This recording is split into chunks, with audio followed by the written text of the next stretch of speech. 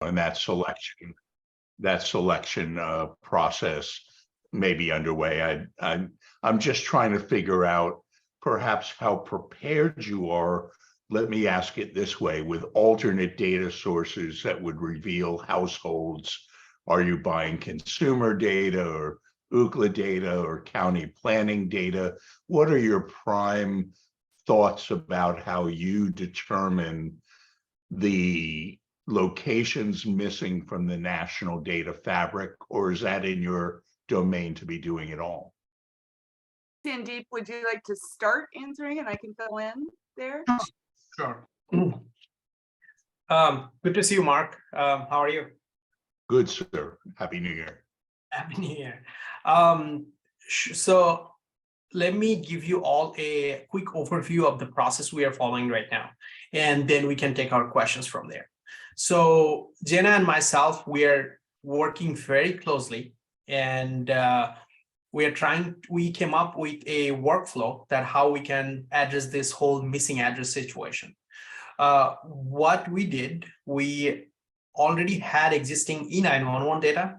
We took that data set and added the county assessor map, APN, and parcel data, which Jenna already had in the database. And we are working with one of our existing vendor to verify those addresses and compare them against the FCC map. You are right, Mark. We are still going through the evaluation process. We did not select a mapping vendor because what we are exactly looking in a mapping vendor, it's not easy for us to select in that short time frame, even though that was the target. Right. So we decided to work with an existing vendor, and out of that whole mapping scope, there are, I think, 14 mapping scope under the mapping category. We're only fulfilling 2 when we're working with our existing vendor. And that too is like finding the missing addresses and submitting those missing addresses as a database directly to the FCC. So we're just working on these 2 very straightforward niche scope out of this whole scope. And parallelly, we are vetting vendors who will be hiring for the full-fledged mapping system. In addition to that, we are getting data from Arizona Department of Education without the students' information, just the home addresses. So we'll be adding those, running a check against that data too, to find out the missing addresses. Another thing our vendor brought in table is the building footprint. So Right. we are basically using AI technology to scrape the building footprints from a satellite imagery. So if there is a shed in middle of Navajo County on a 20-acre land, the AI technology was able to identify that. So we took those data and also checking for which addresses are missing.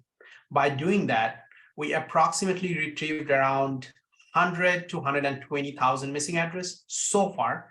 That number might change, but also I would like to add this on top of this number, that it doesn't mean that all 120,000 addresses are missing from the FCC database, because FCC is updating their map every single day basically, but they're not releasing it. So they're going to check all this missing address against the map they will have by March 31st.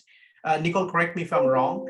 And then they will let us know that how many addresses are missing and how many of them they are going to accept. It can be 50%, it can be 40%, it can be 70%. So that's where we are.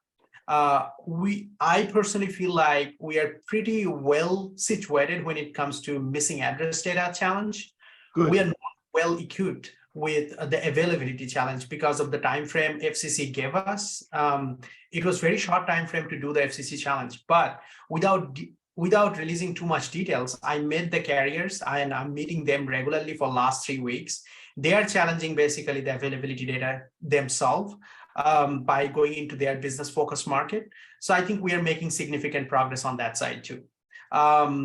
That's pretty much the brief summary, but please feel free to ask questions based on my briefing. Thank you. Helpful in understanding the sourcing you're going to be using. Excellent. Thank you. Thank you. Just as a reminder, I know we have a number of people who we either haven't seen before or haven't seen in a long time. So Sandeep, as you may know, is our new broadband manager for the state and doing a great job and overwhelmed at this point in time. But really appreciate Sandeep, all the work. And we're going to hear more from him in just a little bit. Jenna, do you have anything else that you want to add? I know you got to bug out pretty quickly. No, not anything specifically. Sandeep covered it pretty well. We are in constant contact because there's a lot of activity right now. So I can stay for a few more minutes and answer any questions if they come. Okay. Let me, this is Mark again, then let me talk about something I know it's also important to Mala and others in the community, is that back in the day, we tracked community anchor institutions. Yep. We actually had someone spend 2 years from my team collecting and annotating 10,500 CAIs. And that work, to the best of my knowledge, stopped in December of 2014 with a lockdown. So I'm glad you're shaking your head no. So could you give us some idea of what data sources might exist, and are they on the open access portal that people can use, or held internally? Give us some idea of community anchor institution capture.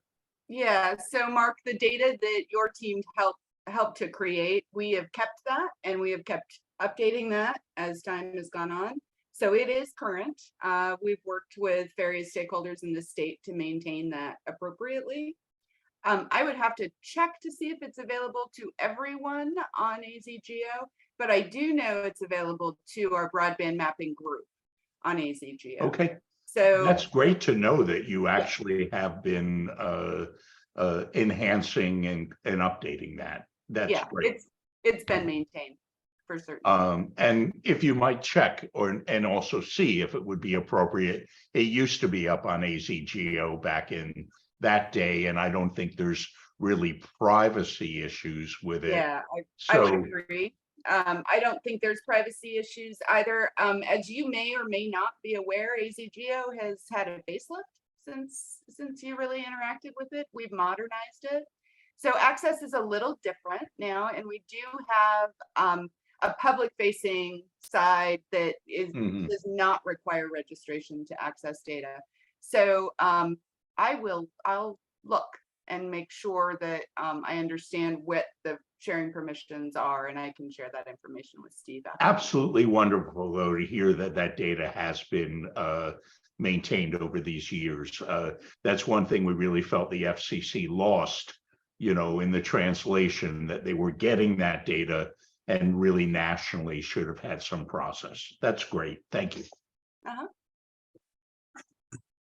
Any other questions? So, so Mala, I know you, Janet, and a few others have been participating in that group. Do you guys have any other comments other than what you've already heard today?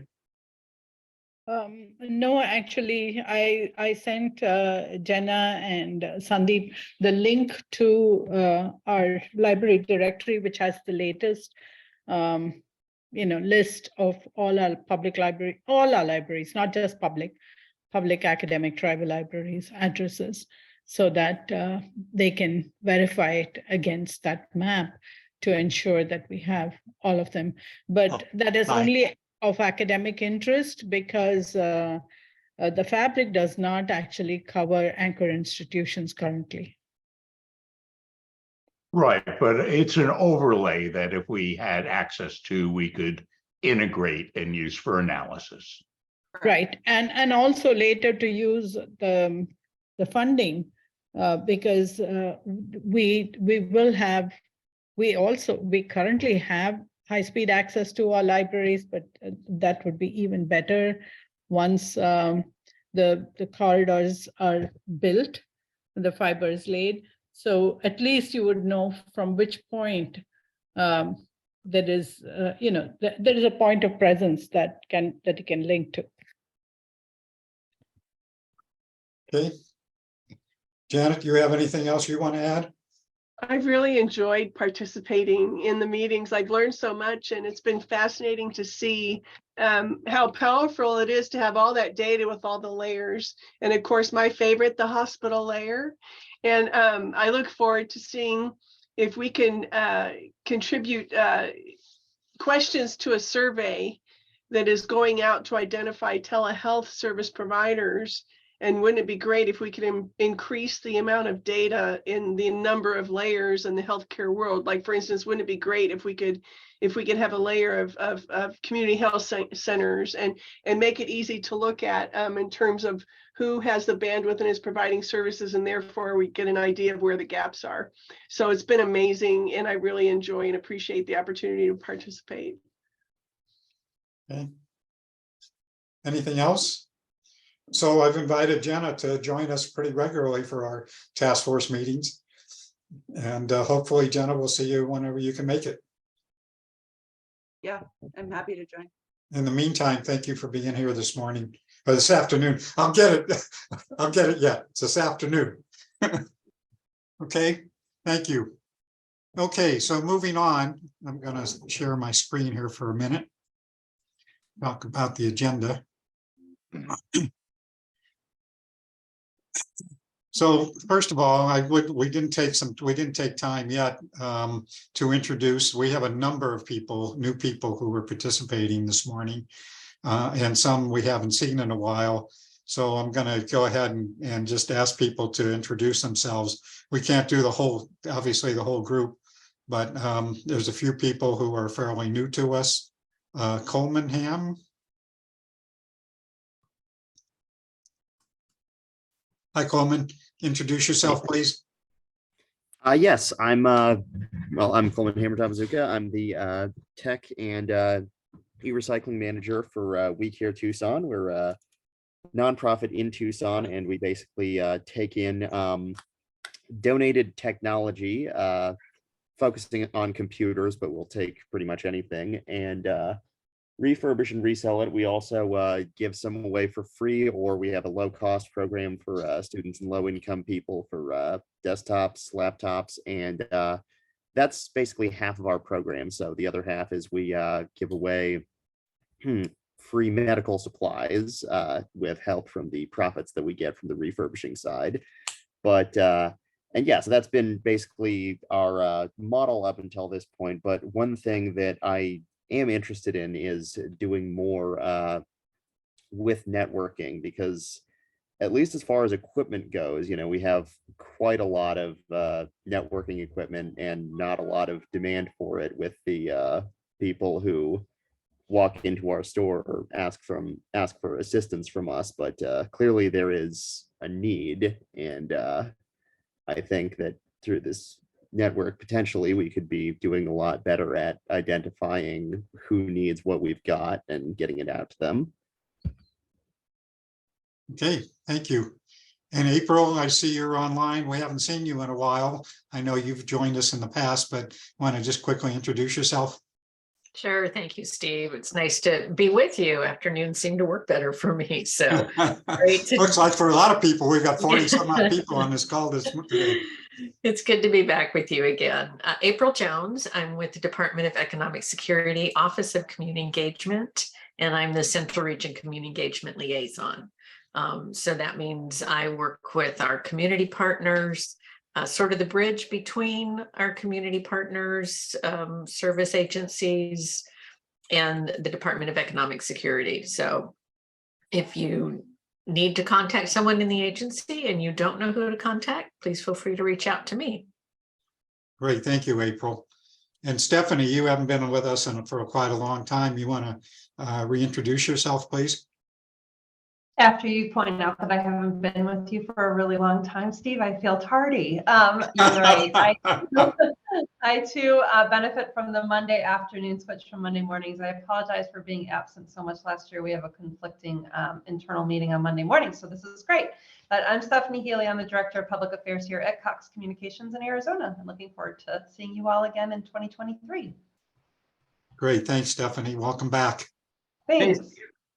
See, it's not only me and Nicole. Actually, there are a lot more people who attending because of the time change, right? Apparently. So I guess we've done a good thing.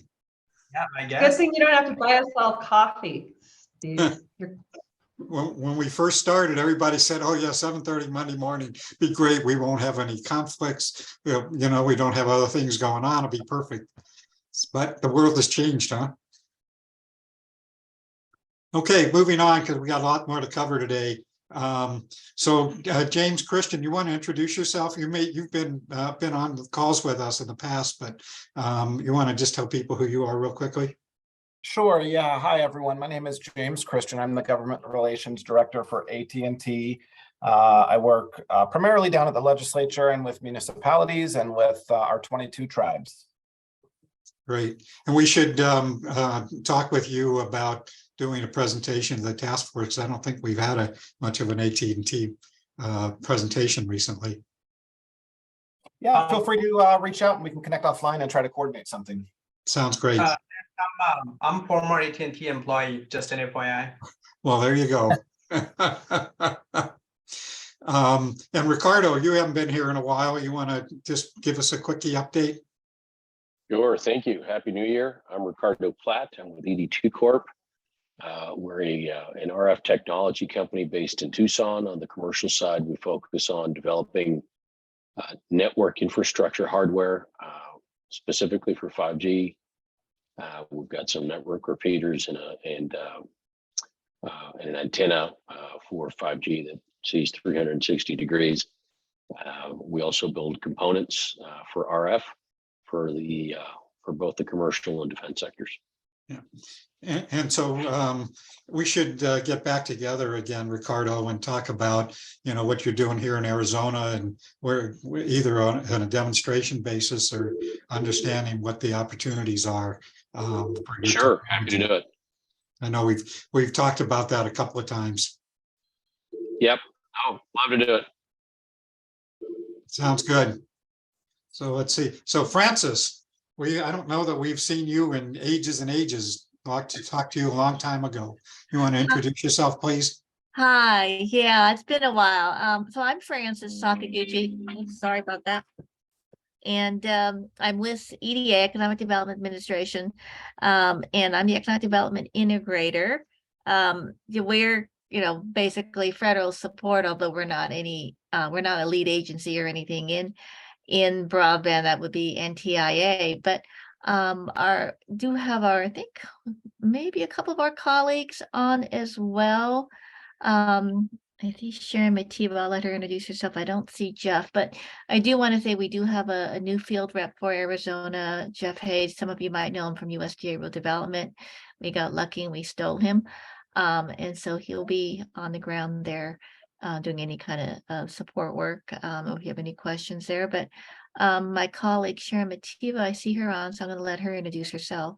Okay. So Francis, you're in California? San Francisco? I'm actually out of the Seattle regional office, but we cover Arizona as one of our 8 states. I knew you weren't based here in Arizona. Yeah, I'm not there, but Jeff is there.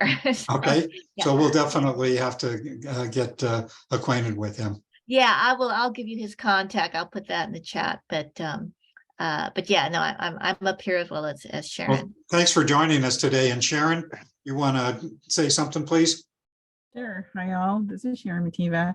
I've been on and off some in your meetings periodically when I get a moment, but I am also the project officer that supports Arizona. So that's why I jump in and out of your meetings sometimes. So I want to hear what's going on. And as Frances says, she's the integrator, I'm the PO. So we work together to support our different constituents. Sounds great. Thank you. And Cynthia Bell, I think you've been on before, but you want to introduce yourself real quick? Yeah, sure. Thank you. This is Cindy Bell. I'm the sales manager for Alluvian Communications, which is a CLEC. We are wholly owned by the Gila River Telecommunications, which is an ILEC operating on Gila River Indian Community. We're wholly owned by the Gila River Indian Community. I am not a tribal member, and sometimes our sales rep, Jermaine, will also jump on some of these calls. He is now not a tribal member either, but we are a CLEC. We provide internet services primarily to cellular companies doing cellular backhaul, but we are starting to get more outreach into the areas between Phoenix and Tucson. So we're starting to provide fiber services to commercial folks, small business and enterprise, as well as wholesale. So eventually we will provide residential, but that is not on the plan at the very moment. So, but it's definitely, we're building out like crazy. So that's who we are, Alluvian Great. Communications. Thank Yeah, you and very much. Jermaine has been a regular participant in the task force meetings. So we appreciate that. So is there anybody else new that I've missed that we need to acknowledge before we move on? Thank you. Yeah, he's our I'm sorry, who was that?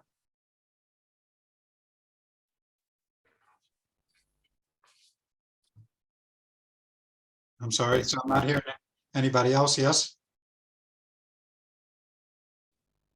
Okay, well, let's move on then.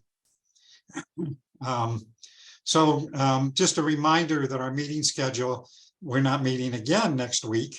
Although I may be looking at, we'll talk about that later, about maybe having a kickoff for our planning process. But we will be meeting on 23rd and 30th, and I will send out a meeting invite to everybody. I didn't want to do that because I didn't want to confuse people. So anyway, with that, I want to get to some of our really important, more other important stuff today. Shouldn't say more important, but important stuff for you to be. And one of the reasons that that we changed our meeting time was to accommodate Sandeep and Nicole Umayam with NTIA because so much is happening with BEAD and digital equity and everything. And the state has been in the middle of all of that kind of stuff, as is NTIA, that it would be really good to get regular briefings from them. So with that, Sandeep, in addition to the mapping stuff you talked about, you want to kind of give us an update, and Nicole, jump in wherever you feel, and then we'll get you some time also.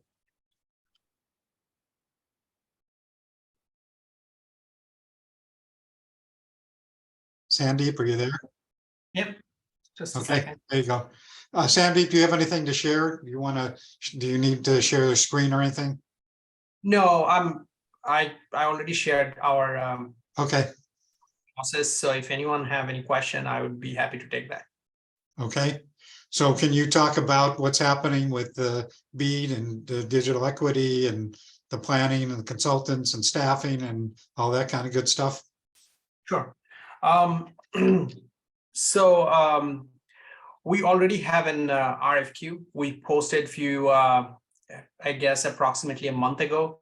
We closed the RFQ. We are currently evaluating the RFQ to select a vendor for BEAD planning, digital equity planning, mapping, and some of other scopes, mostly focused on other broadband grant, which the state will be receiving soon from the Treasury, mostly the ARPA money.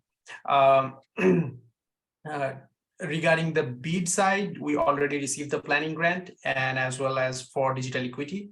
Once we select the mapping vendor and I'm beefing up my team, hiring more people, I am going to post a link of the recent post of a GIS analyst and data analyst. Please feel free to send that link to anyone you know who's looking for a job. We're looking for actually multiple position in broadband, under broadband team. Once we have everything in place, I'm hoping by end of January, we'll start working on the initial planning process. So that's quite a few update along with the mapping. Mapping is taking most of the time, probably 60% of our 60% of our total time is going towards mapping, but also these things are going in parallel. So these are the recent updates since month of December and January. So please feel free to ask me question. Probably there might be more questions once you start asking me. Yeah. So Sandeep, I know that one of the questions that people are asking, and it may be a little premature for you yet to answer that since you're still going to be hiring the consultants and staff. But people are asking about, so how are people going to be able to provide input? I know you and I have talked many times that you're really looking for community engagement and involvement and input from people and so forth. And will certainly be a part of the planning process. Do you have any thoughts about that at this point? Or I know it's a little premature till the consultants and staff get on board, but. I mean, no, I think it's a valid question. I don't have any set strategy in this mind. Of course, we will be seeking for our stakeholders' feedback. I think that's a way consultants will find, and we will assist. The consultants will be doing the heavy lifting in the planning process because they are the subject matter specialists in this case, and we'll be helping them to facilitate the whole process. So there will be a way. At this point, we have some things we are drafting in our warehouse, but basically I don't have a clear guideline at this point. And again, I know you're really focused on the mapping as you have indicated. We have any time frame about when you think you'll get the consultants on board and the staff and all that kind of good stuff? For digital equity and BEAD, probably end of this month. Mapping, not sure. It's very complicated because if you look at the guideline from BEAD and from NTIA, basically we will end up building a map for both internet like connectivity as well as the digital inclusion. So it's a big scope, and we have a lot more. We have other factor we need to think about before we decide or finalize the vendor. I think mapping will take a little bit more time. Okay, thank you. Any questions for Sandeep? Only on grant programs. So the $100 million in announced awards, how are they moving along, and what is your outlook for perhaps refreshing the grant portion of your portfolio with some of the new monies? The $100 million, as you all know, it's coming from Treasury. And we went through 2 rounds of questionnaire with Treasury because it's part of the process that they will send us a question. We need to answer, we need to justify the project, what we have selected and why we selected those. So we answered those questions, and the last update was probably on December 21st, right before the Christmas. I sent them the last round of questionnaire. That does not mean they will not send us more additional questions, but I'm hoping at this point that they will go ahead and approve it, and we'll start executing the contracts. But the wait time, please don't quote me on that, but it can be from a month to 1.5 months to 2 months. We are not sure, but there is nothing due or pending from state side or from ACS side or broadband office side. Okay. Any other questions for Sandeep? Well, Sandeep, I really appreciate all your work. I know it's been a challenge to pick up with Jeff leaving and picking up right in the middle of when all this stuff is starting to roll out. So I think you said you're getting like 4 hours of sleep a night. And so really appreciate you hanging in there. No, I really appreciate your support, Steve, and I really enjoy what I do. So probably that's why I'm not getting tired. So thank you guys, everyone, for your support. Sure. Fernando, you have a question? I do, sir. Sandeep, very nice to meet you. I know the NTIA rules specifically say you'll work with a labor union and community organization. Have you chosen those organizations yet?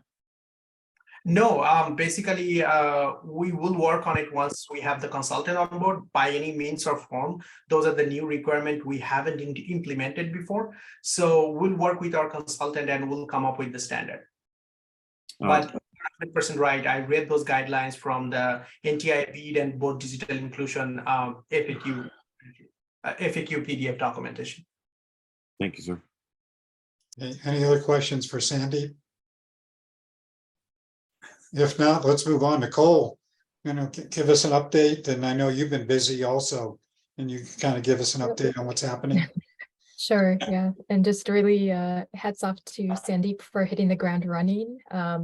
You know, when I confer with my colleagues across the country, I really talk about how we have impeccable timing here in Arizona with, you know, getting a new broadband director on board, submitting mapping challenge processes, trying to hire 6 new full-time positions as well as award contracts on top of the, you know, the federal reporting that already starts with the awards, with both awards coming to the office. So it's a giant amount of work that's all falling on one person currently. So, you know, we're all looking forward to when Sandeep's team gets built out, but that's sort of the, you know, even from my perspective, just some of the things that Sandeep's working on. So I think in February, we're going to have a different landscape in front of us. And so we're, you know, just going to do our best and work day by day until we get there. I just wanted to give some numbers to the 2 awards that have been awarded to the Arizona Commerce Authority. So they were awarded $5 million for planning activities for BEAD. And they have 270 days from that planning award to devise the initial proposal, as well as to conduct all of the stakeholder engagement that's hitting all of those requirements of the NOFO, you know, like workforce, like engaging with labor, like meeting every, you know, really as many stakeholders in Arizona as possible. They've also received $1,116,110.78 for the digital equity planning funds. And that's to help with the state's digital equity plan that works in tandem with the BEAD deployment plan. In addition, you know, we've got all these different you know, requirements for engaging with different sectors. And so NTIA is working with the Arizona Broadband Office and others to strategize around how we can best leverage consultants, the incoming staff, NTIA resources, and different groups on the ground to make sure that we're really able to pull this off in a good way. So Nicole, just remind people about what your job is. Oh, sure. So I am the federal program officer with NTIA. This is a sort of new position for this type of state agency where we are liaisons between stakeholders on the ground and the federal government. We are grant officers for the bipartisan infrastructure law broadband programs coming to each of our respective states and territories. So in Arizona, that's BEAD, the Broadband Equity Access and Deployment Program. So that's $42.45 billion that is distributed amongst states and US territories for broadband deployment and broadband adoption projects. And we also administer the $2.75 billion Digital Equity Act funding that is also distributed out to states and territories, and tribal nations are also eligible for those. You know, so in my role, I'm really committed to making sure that the broadband and digital equity work here in Arizona gets pulled off in the right way, that all the stakeholders have a line of communication with the broadband office as well as the federal government, and to make sure that everybody is represented in the planning and the deployment process. I love to hear from all of you. I learned so much from everybody in this group and from everybody I get a chance to meet with. So please share my contact info widely and reach out as often as you can. Great. Thank you, Nicole. And again, really appreciate all your hard work. This is really interesting and challenging times. It's kind of the good, bad, and ugly of exciting stuff, a lot of good money coming down the road. On the other hand, a lot of stuff that has to get done. And it's exciting that we will actually have a real broadband office with real staff besides just the one-man band that we've had in the past. So, and I'm sure Sandeep, you're going to be happy about that once it's all in place. So any other questions for Nicole? Yes, this is Cindy Yeah, Hogan. Cindy, you got a question. Go ahead. Yeah, thanks.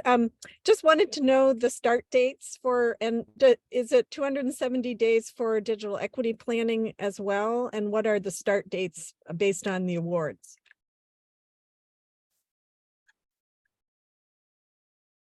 Let me pull that up for you, Cindy, and I'll put it in the chat. That'd be great. Because it's different based on they have 2 different award dates. Right, Yep. right. Yep, thanks. Great. Okay. Any other questions for Sandeep or Nicole before we move on? My last question is just that, hi, I'm Lucy, and I'm curious, so I assume that you would actually have a great insight as other states are deploying very similar grants and programs at state levels across the board as well, right? Like all the states are getting this at the same time and at about the same rate? Yes. And, okay, cool.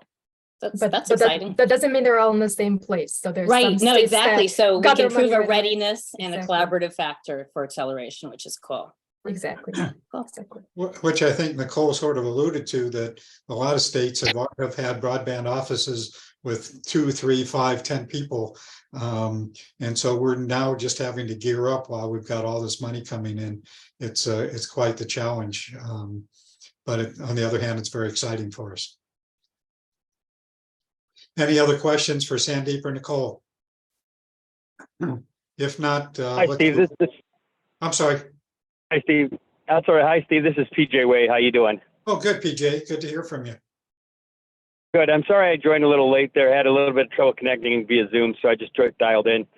Yeah, thank you very much for sharing the information, everybody. And Sandeep, I would love. I apparently missed the part when we were talking about, if I heard you correctly, Steve, that there's going to be a greater expanse for the office itself rather than the one-man band, as you put it. Yes. That's correct. That's excellent. It's going to go a long way across the state, and I'm glad to hear the information. So thank you. You bet. Any other questions or comments before we move on? Okay, so the next thing is that, as I've indicated in our communications, that we are going to be quickly moving towards updating the 2020 strategic plan that the task force did. And excuse me. So we want to take a look at what we've accomplished, what do we need to do next, and what's in the future here. And so I've reached out to 3 people to take a lead in that. John Kelly, who many of you know, John, excuse me, and Jan Schiller, who was not with it, couldn't make it today. She has some conflict, and Karen, excuse me, having a little allergy here. And so they have accepted the invite to take a lead in moving ahead with that process. We've been meeting, we've had a couple of meetings. We're starting to outline the process, putting together some background information. But John, you want to just kind of give people a quickie overview? Sure. Thanks, Steve. We've talked a little bit about this on a previous call that was less well attended.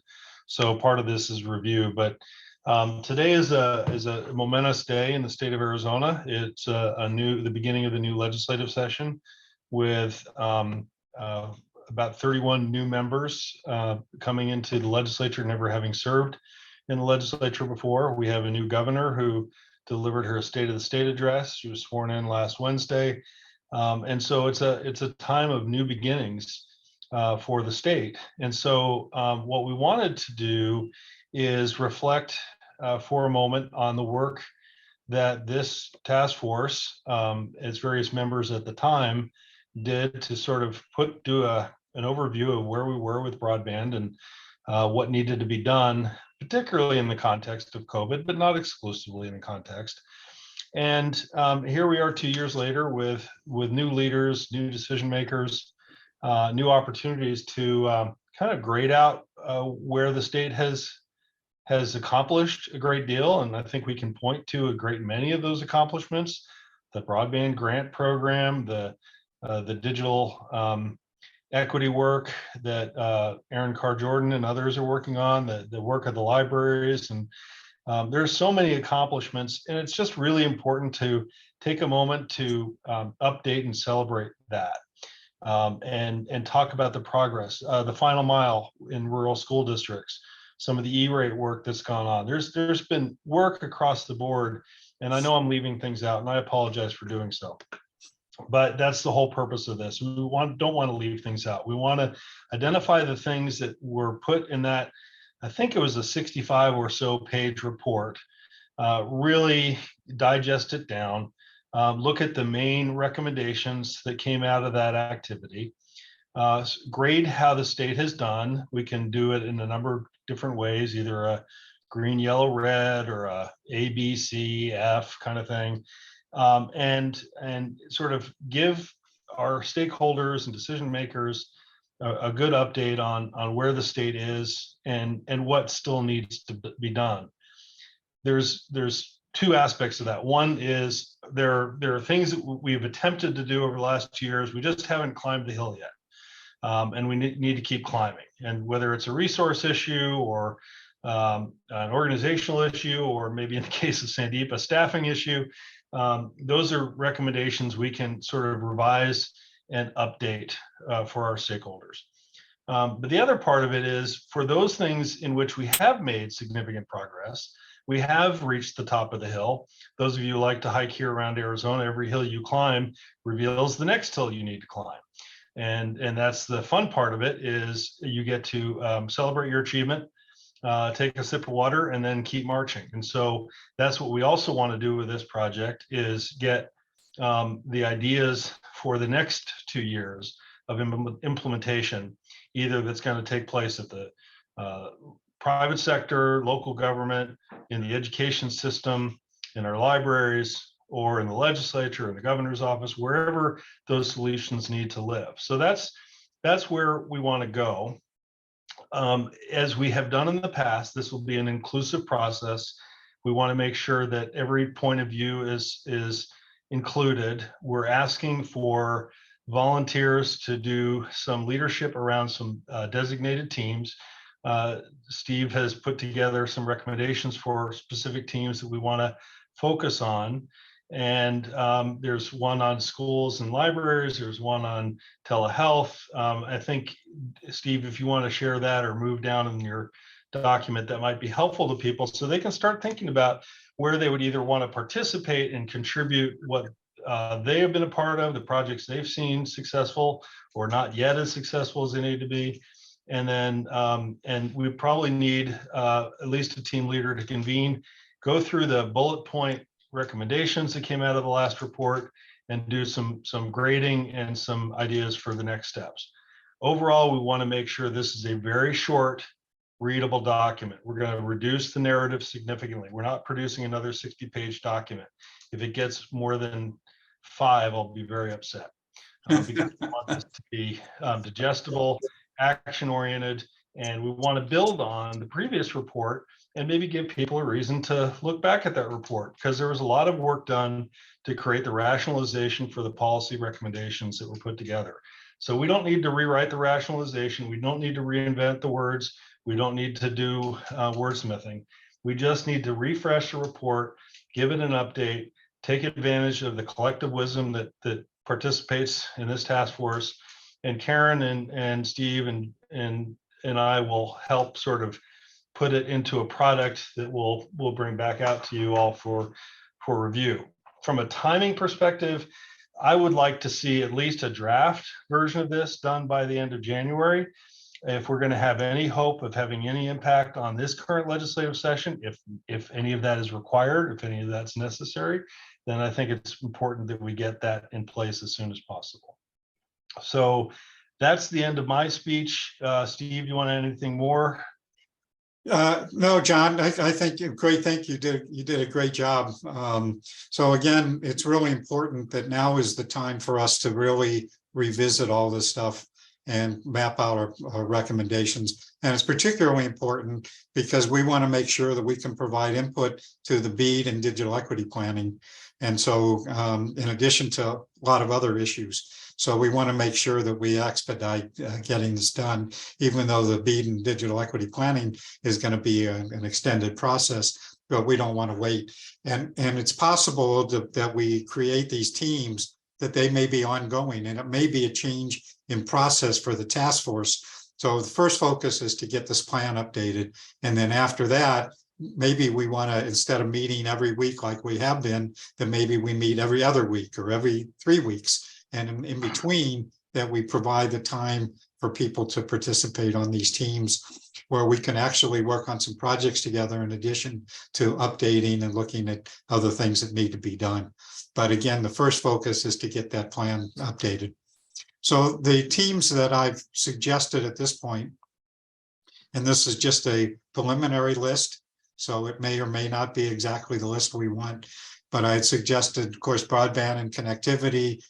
Maybe we don't need a mapping team, but I'd put that up here for now, just because mapping is a big issue at this point.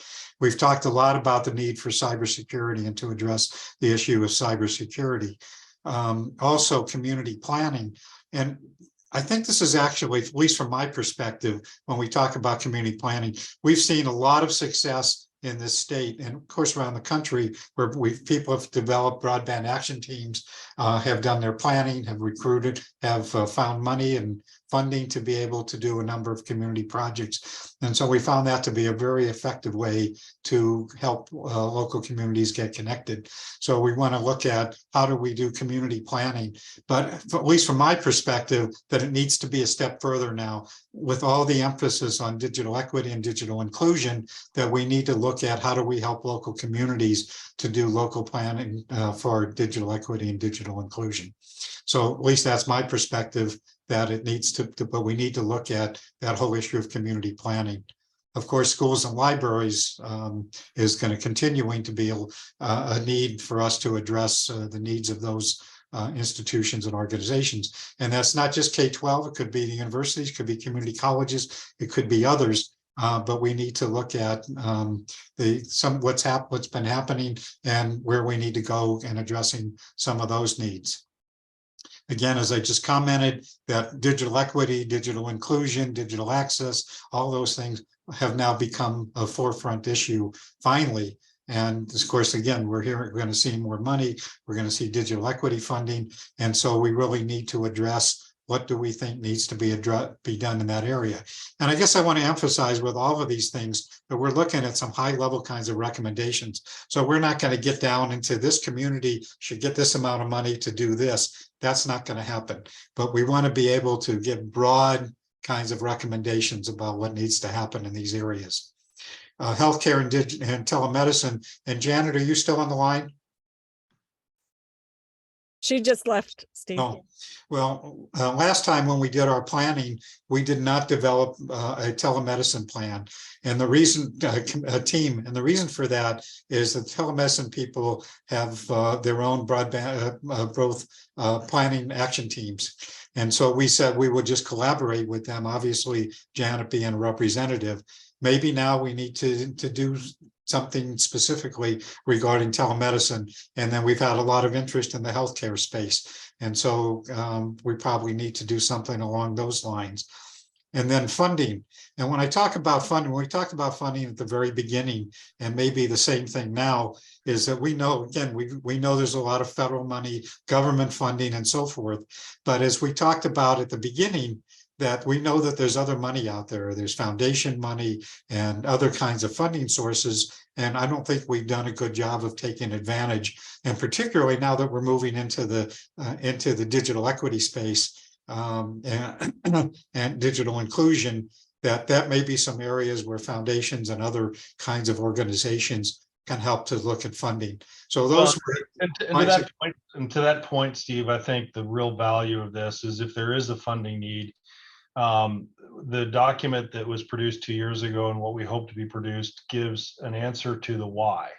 Yeah. Because you can't just say more funding, because if they don't understand what it's going to do or what the benefit is or what the value is or how sustainable it is, it's not a good thing to do. So that's why it's so important. And Jan pulled out of the last report 47 discrete recommendations. 47 discrete recommendations. So there was a lot of stuff that came out of that. So we have to, again, keep it simple, keep it accessible and digestible and actionable. Yep. Thank you, John. So those are at least my thoughts about teams. And I'd like to open it up for some quick comments. Anybody have any thoughts? Does that make sense? Are there some teams that I didn't mention that you think should be included in this list? Any thoughts, comments, etc.?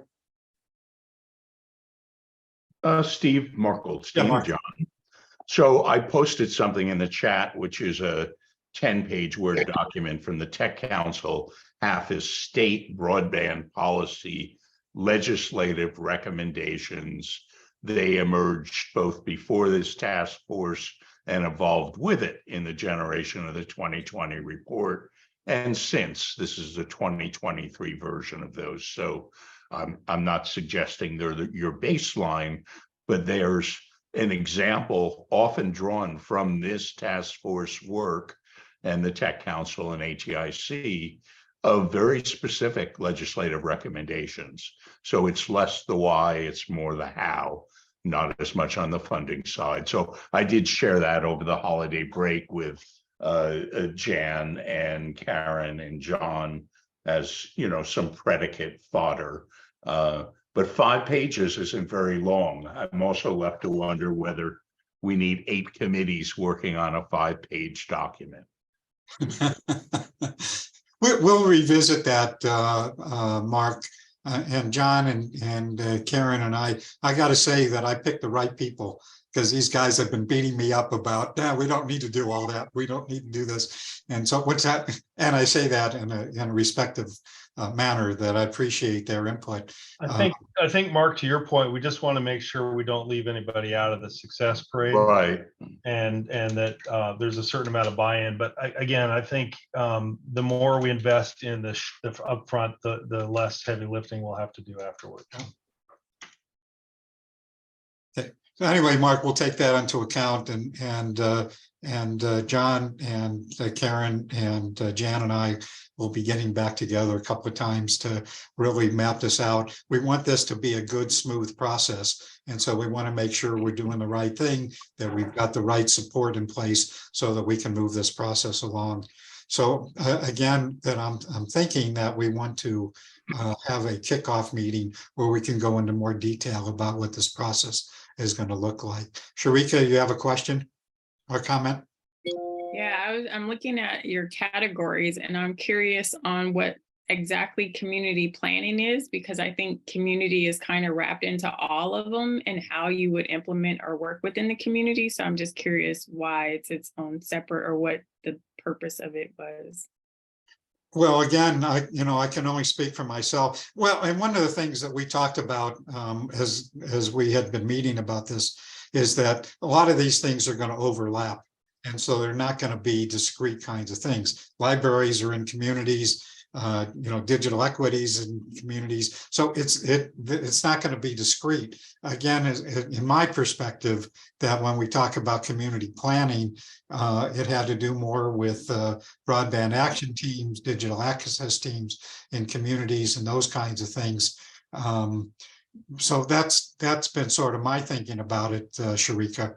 But again, all this stuff is it's not going to be discrete. And actually, part of the discussion we had this morning as we were discussing this is that originally my plan was to have individual Google Docs for each of these teams. And what John and Jan suggested is, let's keep one document where we can keep track of what everybody's doing so that people can see what's there, how they interact with each other, and that sort of thing.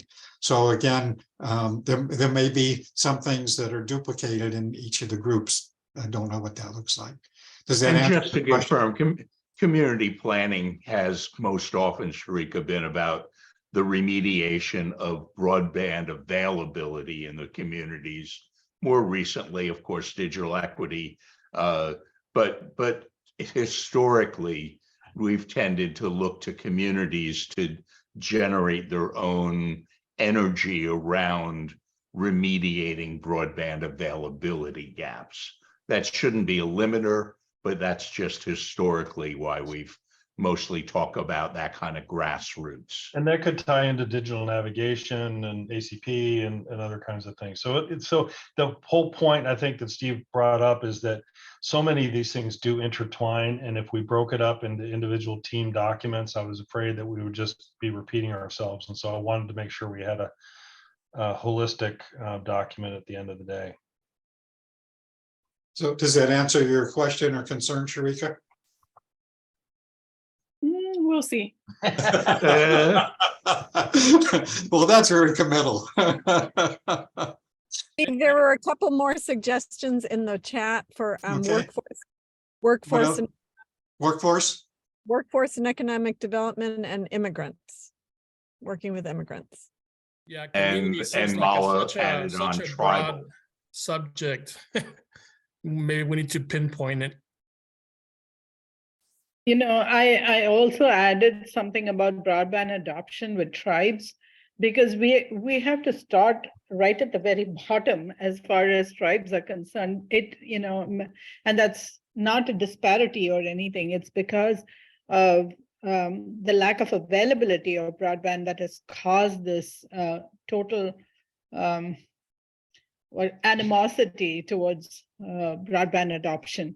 So we've got to have a plan, at least for the tribes, that starts much lower than what you would do for digital equity for the others. That sounds like a recommendation. Yep, it is. Thank you. Well, I don't know if you would put rural access is kind of the biggest deal to address. So I don't know if tribes and rural would be under the same type of, category of need, but that is ultimately what I think we're addressing, is where connectivity is challenged.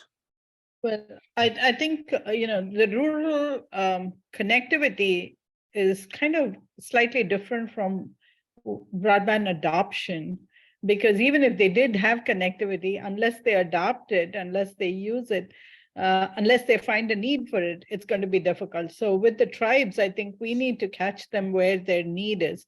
For example, their need is health, their need is economic development and commerce, and both those things can be met with adopting broadband after they've got their connectivity. So right now we are working with Navajo Nation. We've got lots of funding to to lay out fiber in Navajo Nation. But once we do that, are they going to use it? Is my big question. And to do that, we need to let them know what they're how they're going to use it. So that's why the second project that I'm working on a telehealth project is with the Navajo Nation, so that they learn what they can use their broadband for, and then maybe move on to commerce. How can they sell their products online? How, eBay and whatever else, if we can work our way towards that. It doesn't have to be that much in detail, John. So, we're going to contain it within your 5 pages or 10 or whatever you plan to do. But we just need to actually put a sentence or two in for working with the tribes for adoption. So I also want to comment, Mala, I saw your comment about immigrants. And I will only say that, not that it's not important, but I would prefer not to include that, because once we start getting into every special group, we've got seniors, we've got students, we've got low-income people, we've got all kinds of folks, and those will be addressed certainly in the digital inclusion space and other places. So I'm reluctant to have a separate group specifically for that. That's my personal opinion. Yeah, I agree with you, Steve. We don't have to have a separate group for them, but if we could, and even for tribes, for example, we don't have to have a separate group. But when we address digital equity, we address them for the different groups within that. Yeah. Okay. So what else? Anything else? Any major categories that we've missed? So that's the plan. So I just want to mention that. So what we're looking at, we want to review an assessment of the 2020 plan, what's been accomplished, what needs to be done, as John indicated. We want to look at what are the issues and the needs, which is certainly what we did the last time.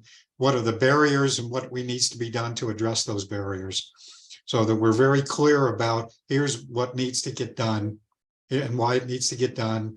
What are the why isn't that happening right now? And what do we need to do to make it happen? So that's roughly what we're looking at.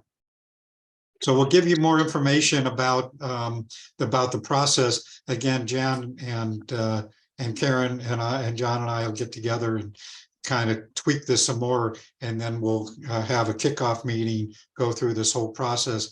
If any of you have an interest in being a champion or leader of any of these groups, please let me know. My anticipation is that we will have 2, maximum 3 people who will be leaders, and we're looking to them to facilitate these meetings, to capture the information, make sure it gets into the document and so forth. And the other thing I want to say is, the last time we did this, what I found was that when we had the teams, that people who attended the first meeting got notices of future meetings. Other people didn't know that the groups were meeting. And so later on in the process, I started sending out the notices to the whole task force of every meeting that was taking place. And I anticipate that I will do that again, so that any of these teams that are meeting, you're welcome to participate at any time, provide input, and you'll be able to provide that input online directly into the document. So anyway, you'll hear more about that later, but that's what we're thinking. So I want to make this as inclusive as possible, that you have an opportunity to participate. Okay, any questions or comments about that? Going once, going twice. There's a question in the chat that just says, Alicia arrived late. Is there a link to the doc on the screen? This document, not yet. And the reason for that is that it's still in the process of being tweaked, and I need to go over with John and so forth, so that we're clear about exactly what we're going to get done and when and how before we share that widely. But it will be available, which is why it's in a Google Doc at the moment. I just don't want to get ahead of ourselves here. Okay. Okay, if not, then we're ready to move on the agenda. And I'm going to go back to the agenda.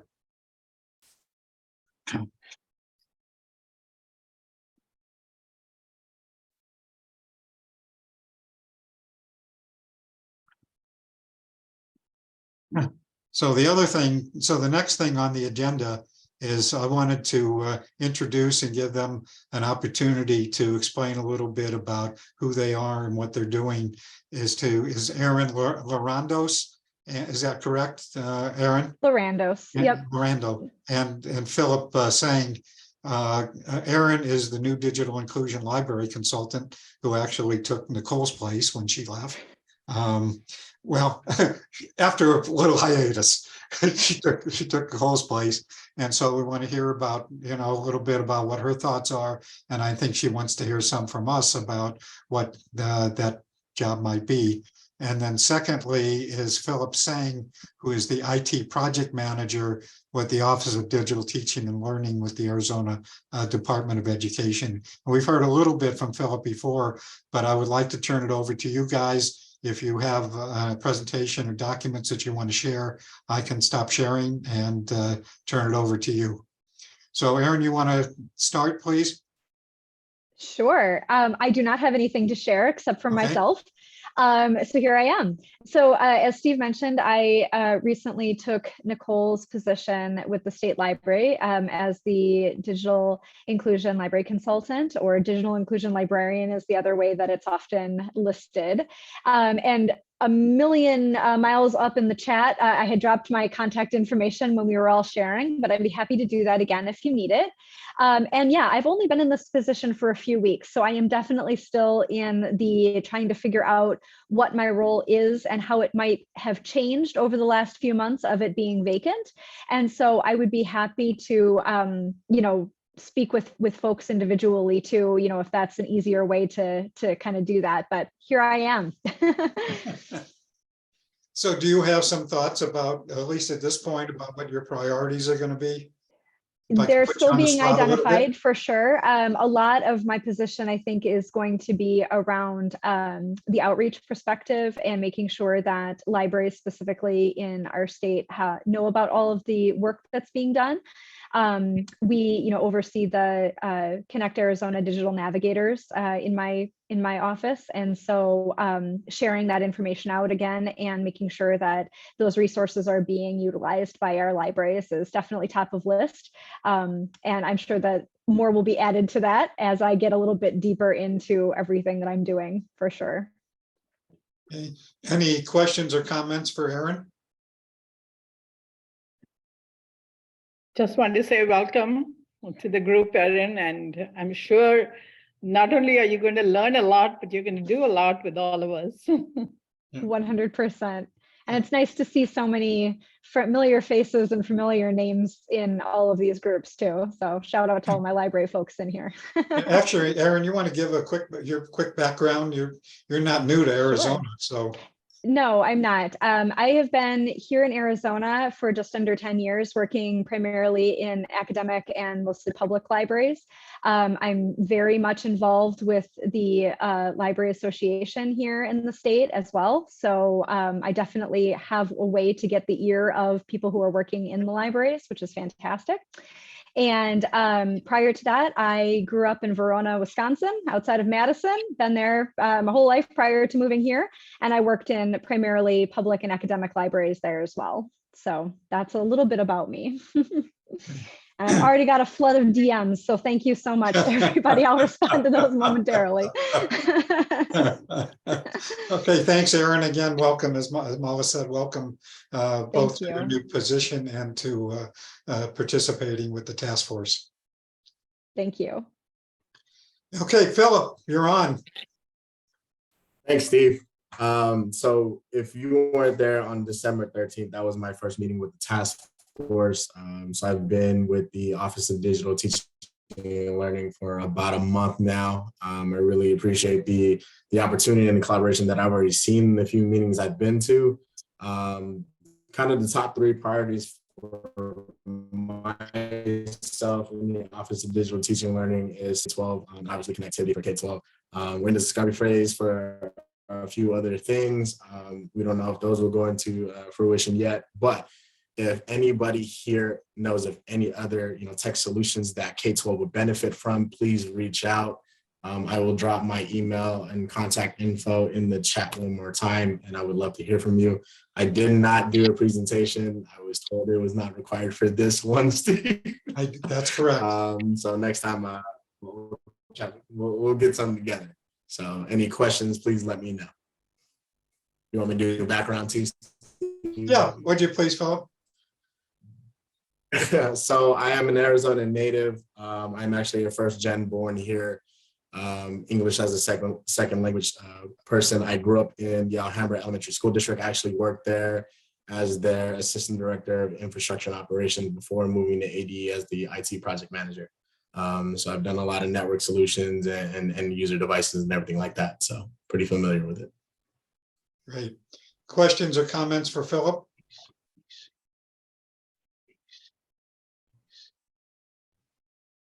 So Philip, I assume that the process is underway with the new superintendent to kind of figure out what the agenda is, huh? Yes, sir. Yes, sir. And you don't have to comment any more than that. No, sir. And I cannot and will not. So okay. So a couple of quick things. Just a reminder, we have talked many times about the issue of cybersecurity. Mala, do you want to just quickly talk about the Wireline Competition Bureau comment requests? There hasn't been any update since I last spoke, but let me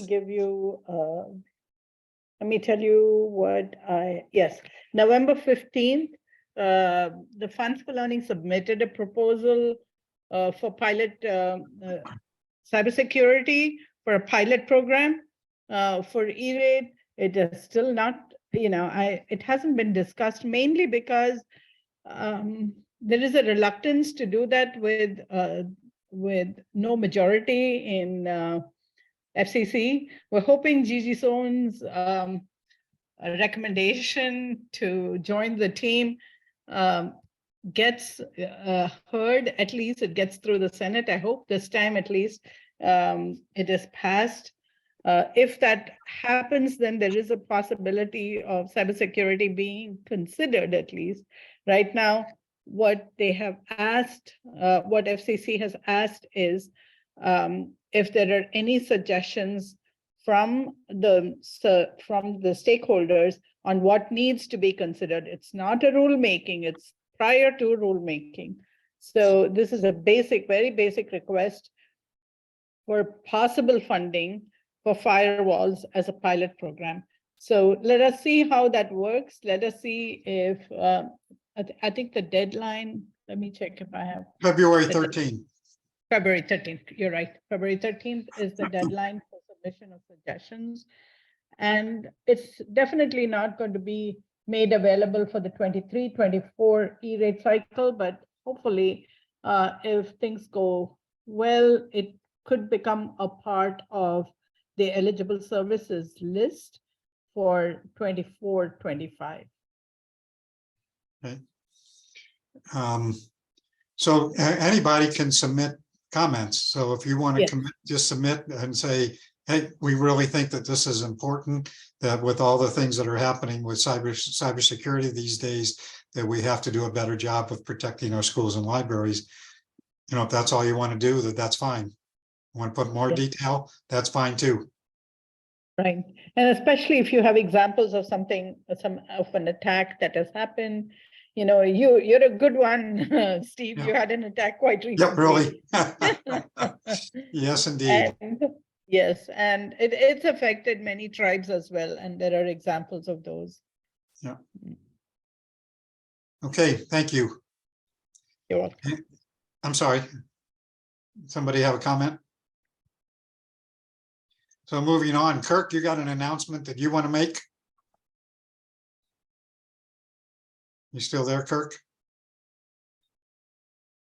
Yeah, sorry, multitasking poorly.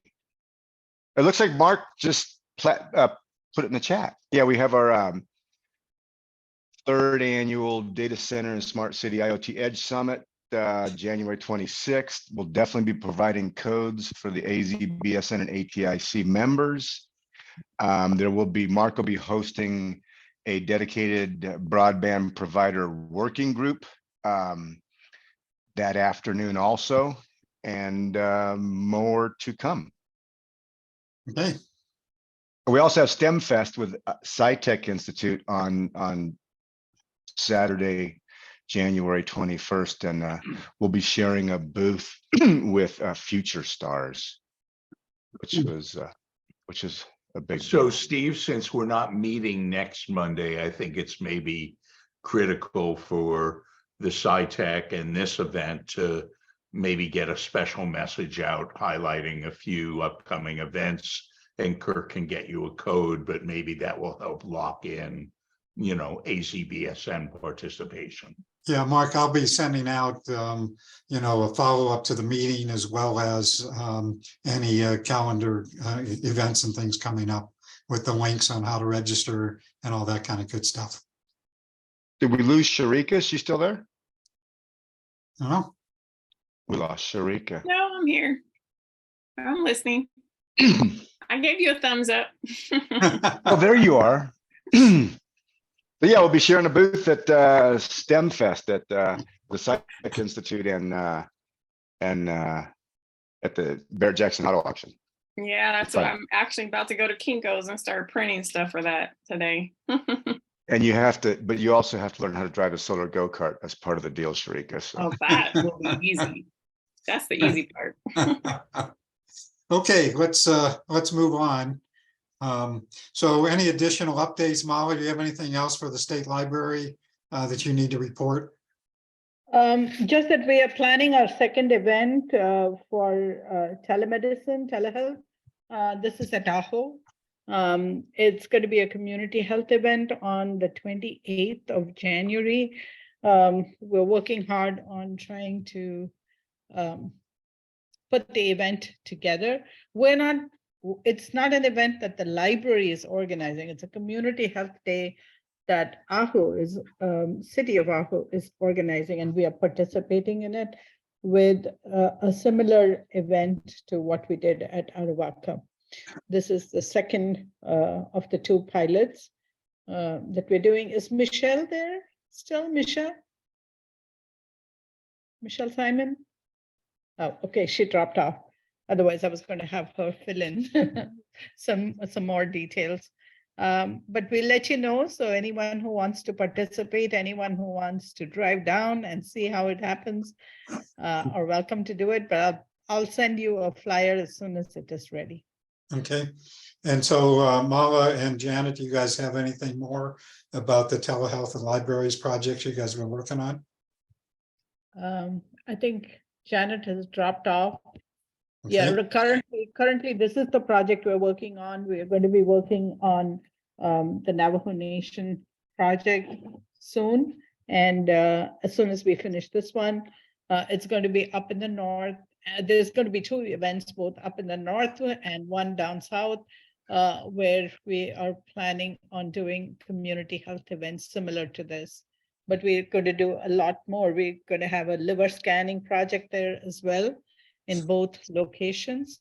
And this is a project that is jointly funded by NIH, which is the National Institutes of Health, and the libraries, the LSTA grant from the libraries. And I will fill you in on more details once the project gets rolling. Okay. Sounds good. So I don't think Holly's online, is she? Are you, Holly? No, Holly isn't. I I couldn't. didn't think so. And Janet's gone. We've heard from Philip. Karina, are you online? I don't know if you want to add anything more to what Philip said, but I didn't see you this afternoon. Okay.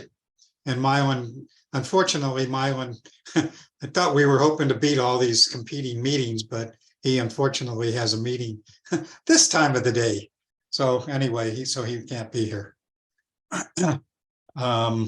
So moving on, any digital equity updates? Cindy, Elena, Aaron?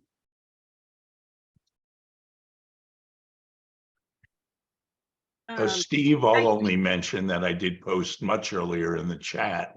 FCC has released a stalwart effort called the Affordable Community Program Outreach Toolkit.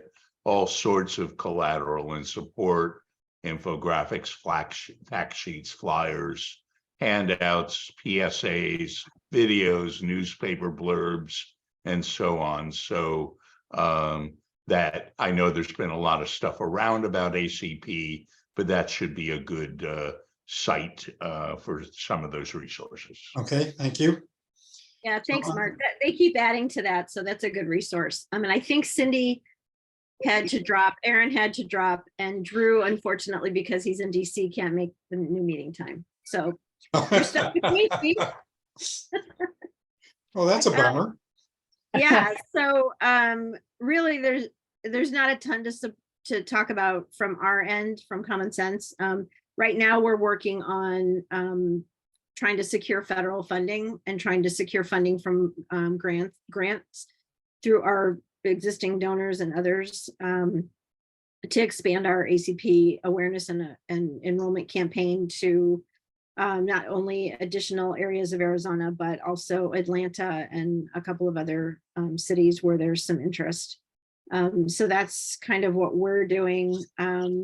As far as Aiden, Cindy did drop off, right? She was driving, and yeah. Yeah. So I can give you a real quick update on that. We're kind of looking at what it is the group wants to do in terms of providing, and you already brought this up with Sandip, how do we provide our expertise, our resources, our support to this, to the state process. So we're working on like a 2-pager that we can provide to him. And that's kind of what we've been doing the last couple of meetings. So that's it. Okay. All right. Anything else? Any other announcements? Any other questions that people have before we end today? Steve, this is Mala. Yeah, Mal. Just wanted to add that, I don't know, Elena, are you applying for the ACP outreach grant? No. Or are you participating? No. We can't yes. because there's a technicality. Yes. Because we have on the other side of our house, we have contracts with ISPs that show our ratings and reviews, and so we couldn't do it. Plus, we did hear though, Mala, that they expect to receive fewer grant applications because of the complexity of the grant and the lack of time. Right. And the confusion and lots of questions, despite how many webinars they tried to have. There were a lot of, concerns and questions around the eligibility requirements and all of that. So they may have a second round. We heard they may have a second round. Correct. Yeah. You're right. Chicanos is applying in Arizona, and they've dropped their Puerto Rico, idea. So Robert's not here, so I'll give you a brief update. They're working on it. I did participate in just one meeting during the holidays, and they are working on doing an application for Arizona. They will include whoever wants to do outreach, and we think many of our libraries will do the outreach. Pima County has been doing excellent outreach as far as ACP is concerned, and we want to try and push it to other areas as well. I think Sandeep spoke about it in one of the meetings that we had, and forgive me if I don't remember which one, but I think in a recent meeting he spoke about how he had to try to help someone file an application, and where it used to take 45 minutes before, now the process is much smoother, and it's about 15 to 20 minutes if you have all your ducks in a row and all the documents you need to upload, and if you know how to upload it. So our librarians and libraries are key players in this, because they certainly have the fax machine, they have the computers, they have their internet access, and they can help decipher the questions for anyone who wants to send in an application. So we're looking forward to working with Chicanos to do the outreach, hopefully if they get the grant. Back to you, Steve. Okay, any other announcements, reports before we end the meeting today? Hi, Carva. How are you? Good, haven't seen you in a while. I know it's been so incredibly busy, but always good things. I wanted to share that I posted some things on the chat. Two specifically is the first quarter VIP mixer for the Arizona Technology Council happening on, and I'm gonna get this, I have 2 dates that are coming up. So it is January 26th at the UA Tech Parks. And then also along with that is the Optics Valley Arizona Photonics Day, which is a phenomenal program with daily keynotes by industry leaders and 30+ innovation and technology presentations. Both of those are on the chat. And what I have done is I have created a code, which is the AZBSN for 50% discount for anybody that would like to attend those. Like I said, if you use that code, and I'll put it on the chat as well, you'll get a 50% discount to attend. Both are fantastic programs. The VIP mixer with a 50% discount, you can come with only $10. So it's a great program, great opportunity to talk to our leaders and board of directors, because they will be attending after our board of directors meeting here in Tucson. If you want to know more information, I posted it on the chat, and my contact info is there as well. And I'll be sharing that, and I will see you there, Carla. I just registered yesterday. Perfect. See you there, Steve. At least I hope I'll be there. Okay, anything else? Any other announcements? Yeah, Steve, Mark. ATIC board meeting, first of the year, is this Wednesday, second Wednesday of most months, noon to 2. Little concern that the ATIC shared site with AZBSN still remains compromised. It was weird having to craft a message saying, here's our meeting, but don't use our website. Any update on that? I had somebody who had volunteered to have their security team work on it and have not heard back from them. So I have some other folks that have stepped up. So I'll be pursuing that. Okay, kind of, I know. Yeah.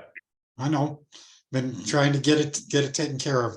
I've been sending the message for several days. So Right. I'm going to go with another plan here. Okay. Okay, anything else? If not, I believe we are done for today.